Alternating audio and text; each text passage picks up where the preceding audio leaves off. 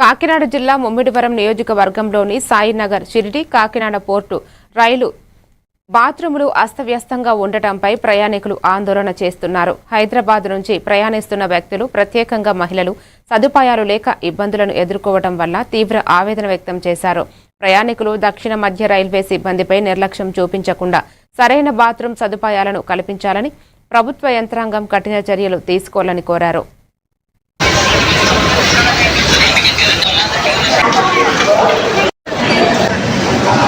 ఎక్కాను.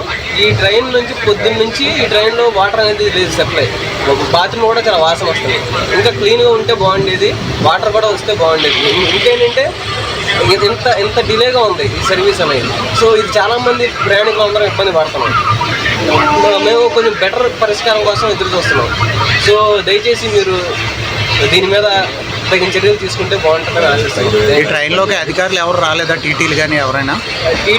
టీటీ ఒక ఆయన వచ్చారు, కానీ ఆ టైంకి నేను కాల్లో ఉండి ఆయనకి ఇన్ఫార్మ్ చేయలేదు టీటీ గారికి. సో ఇప్పుడు మరి రేపటి నుంచైనా కొంచెం మంచిగా మీరు దీన్ని పర్యవేక్షణ చేసి కొంచెం సౌకర్యాలు కల్పించండి. Thank you so much.